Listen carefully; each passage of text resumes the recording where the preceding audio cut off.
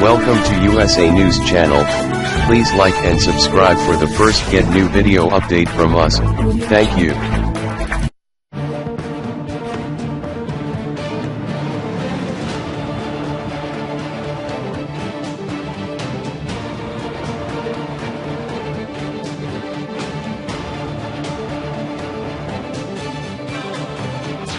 U.S. and North Korean diplomats have had a tit-for-tat exchange of allegations over which nation is responsible for rising tensions on the Korean peninsula. The war of words came Friday during UN Security Council ministerial talks on North Korea's nuclear and missile development. They alone are responsible for these tensions. They alone must take responsibility for these tensions, and they alone can solve these tensions. The U.S. is only the ringleader in nuclear proliferation. North Korean envoy Cha Son-nam said the U.S. is the first to blame for nuclear proliferation because it has been investing massive funds into the modernization of nuclear weapons. Earlier this week, Tillerson proposed dialogue with Pyongyang without preconditions, but he has now revised the remark, saying the North must earn its way back to the negotiating table. A sustained cessation of North Korea's threatening behavior must occur before talks can begin. Friday's meeting was convened at the request of Japan, which is this month's chair of the Security Council. Japanese Foreign Minister Taro Kono says all member states must exert robust pressure on North Korea to curb its nuclear and missile programs and drastically reduce its foreign currency earnings. We strongly urge all member states to fully implement the sanctions and close any possible loopholes. Kono urged all UN member nations to send a clear message that the international community will never accept North Korea's possession of nuclear arms. The U.S. is set to further ramp up the pressure on North Korea at the United Nations, where the North is also set to be making a rare appearance. The State Department says Secretary of State Rex Tillerson will seek to rally members of the UN Security Council on Friday to turn the screw on Pyongyang. Tillerson is slated to take part in a Security Council ministerial briefing regarding North Korea's nuclear weapons program. State Department spokesperson Heather Nauert says Tillerson will reaffirm the Trump administration's push for maximum pressure on Pyongyang so that it gives up its weapons programs. And during the discussions, he is also expected to confront North Korea's envoy. North Korea said it will send its UN ambassador to the event through an email from Cho Jong-chol, the spokesperson at the North Korean mission. During his rare appearance at the council meeting, Ambassador Cha Song-nam is expected to deliver a speech, possibly on how North Korea is a full-fledged nuclear power and how it will not give up its nuclear program. He met UN official Jeffrey Feltman on Thursday to follow up on the UN official's visit to Pyongyang last weekend. North Korea is not a member of the UN Security Council, but it made a request on Thursday to attend the event as a participating nation. The move is seen as a highly exceptional case, raising speculation that its envoy may be planning to make strong and determined remarks on the meeting's agenda. Ahead of the event, North Korea's state-run Korean Central News Agency lashed out at the U.S. for convening the meeting. The report said the meeting is none other than a desperate measure plotted by the U.S. being terrified by the North State nuclear force. In a separate broadcast, the North slammed the U.S. over the possible use of a naval blockade, warning such a move could drive the situation on the Korean peninsula to the brink of war.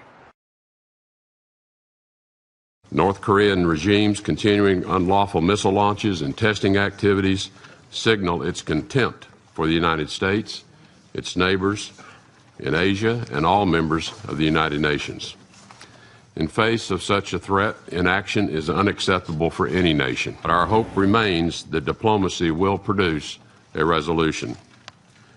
As I said earlier this week, a sustained cessation of North Korea's threatening behavior must occur before talks can begin. North Korea must earn its way back to the table. The pressure campaign must and will continue until denuclearization is achieved. We will, in the meantime, keep our channels of communication open.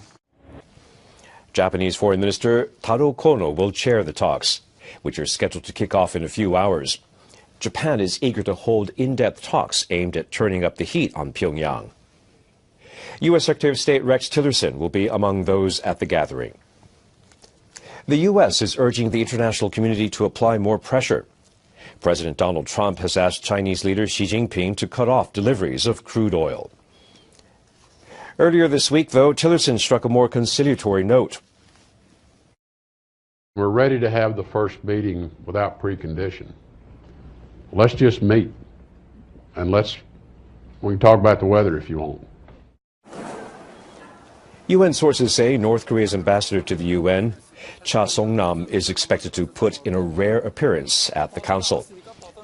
Cha has suggested that the talks and the U.S. are possible if Washington drops its hostile stance.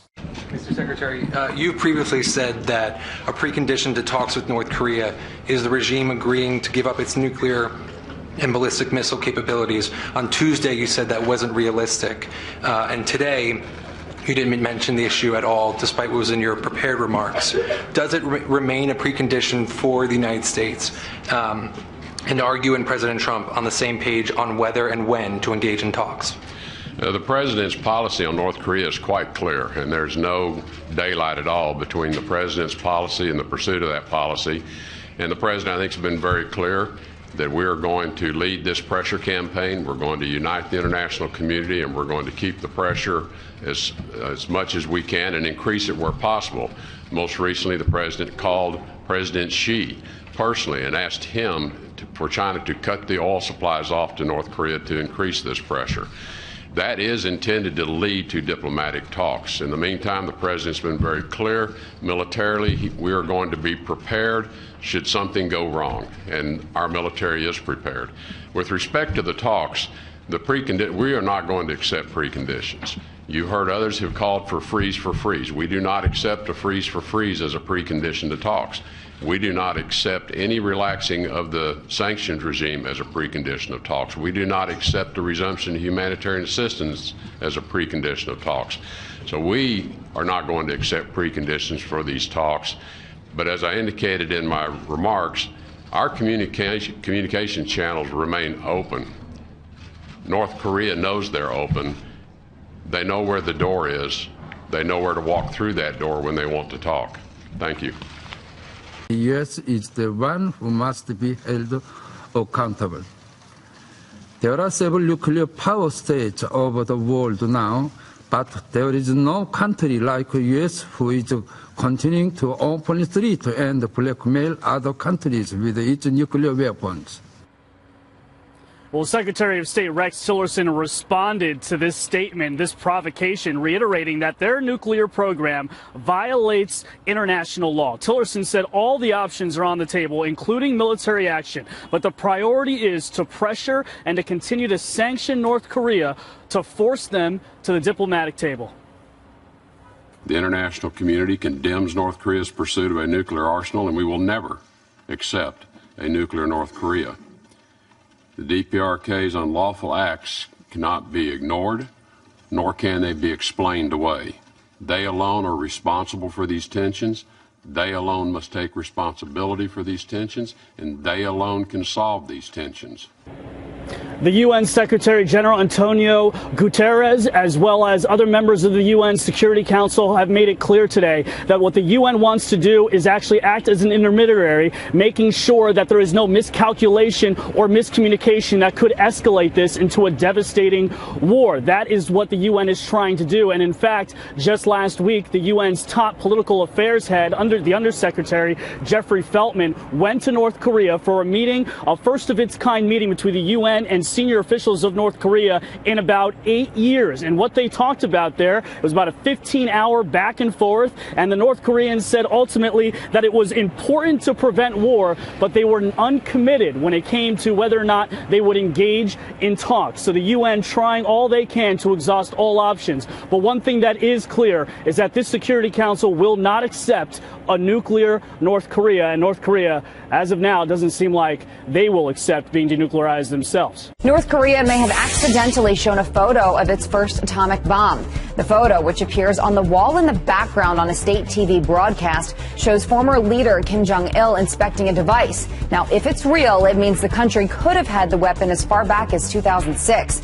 And if that doesn't scare you, these comments from former basketball star Dennis Rodman just might. He sat down with Stephen Colbert, speaking candidly about his bizarre friendship with Kim Jong-un. I don't see how people can sit there and say, this person's a madman. He probably is. But I didn't see that. Rodman claims during one of his 5 visits, the dictator said he doesn't want war.